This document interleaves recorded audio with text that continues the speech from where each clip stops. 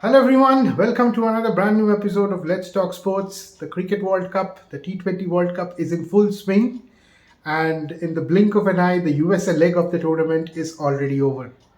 Now, I have been speaking to a few of my friends and family over the last few days about what it means for cricket in general, that it has been introduced to the shores of United States of America, the matches played over there and so on. So, contradicting opinions in terms of that some feel that it's been a great initiative, while some feel the arrangements, the preparations could have been a tad bit better. Now, if we look at the tournament in general and whatever has transpired over the last few weeks, I think there are a fair few positives that are out there.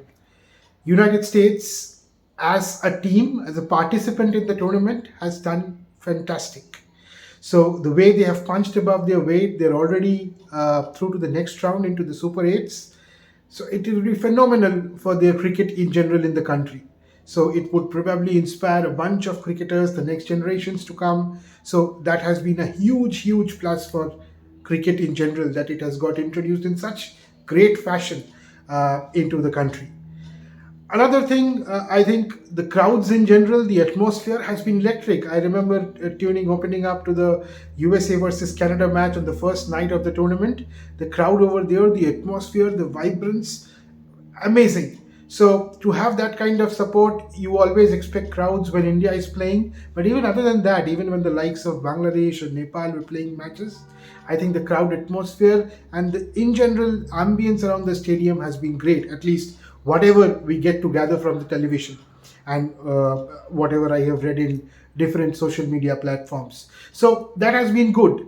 However, I think there are a fair few places where the ICC has been caught napping, right? And I say this keeping in mind that some of the situations or some of the things that have happened over the last few weeks. Now, let's take the first thing. I think we know that there were three venues.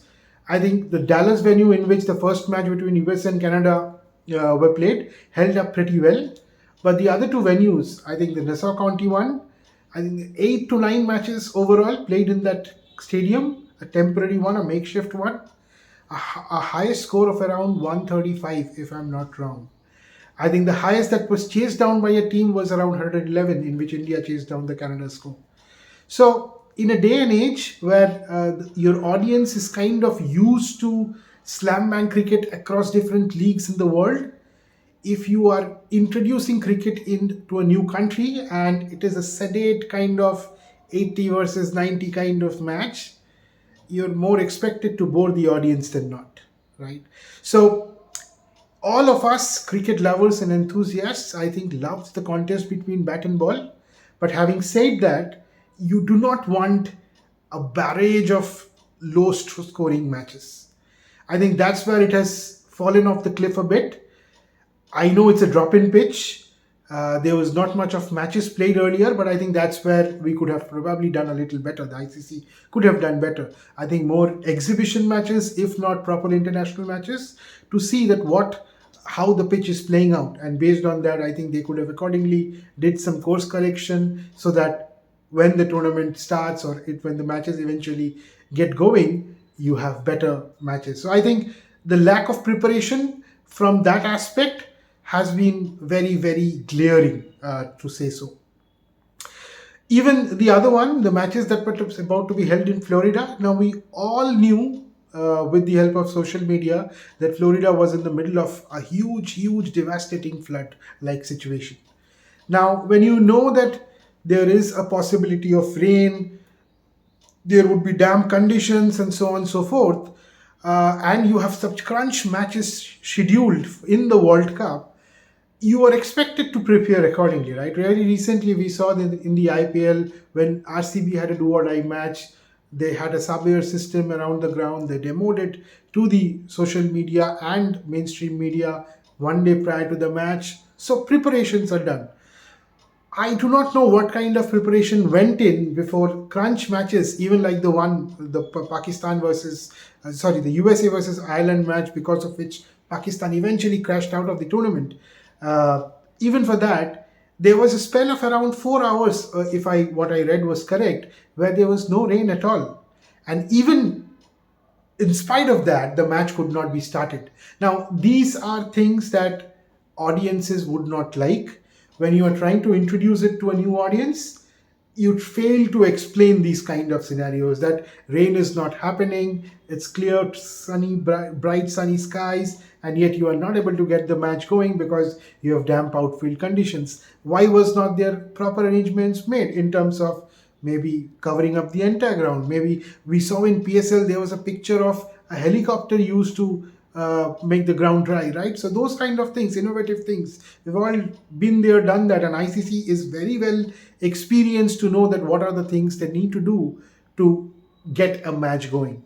Now, these are areas I think ICC could have done way better. And these are places in which we feel that, okay, when you're introducing it to a new audience, a global audience, you want to make the, because you're competing against other sports. It's not USA cricket that's competing. It's ICC competing against the likes of FIFA or any other world sports body. And when you look at FIFA, you have a very recent example of Qatar, in which the World Cup was played very recently, and they had introduced air conditioners to make sure that the playing conditions were more conducive for top level 90-minute football, right? So that is what you call foresight. You try to think, you try to visualize at what possible situations could emerge, and keep yourselves prepared for that. So you just cannot get away with the fact that, okay, USA is a new country, the game is obviously, the infrastructure is not expected to be good, everything around. But when you have taken the call that you are going to host a World Cup in such a country, along with the facilities, you need to make sure, you need to be doubly prepared to make sure that there are no loopholes. Having said that, like we started, I think it's not all gloomy. It's definitely a step in the positive direction. But I think if ICC needs to spread the wings of the game, take it to more global countries and so on, and I think T20 is the vehicle in which we can do that. I think we need to have a little more foresight and ensure that we are better prepared in terms of scenarios that emerge in a tournament like this. That's all from me. Keep watching the channel, and please do not forget to like, share, and subscribe. Thank you.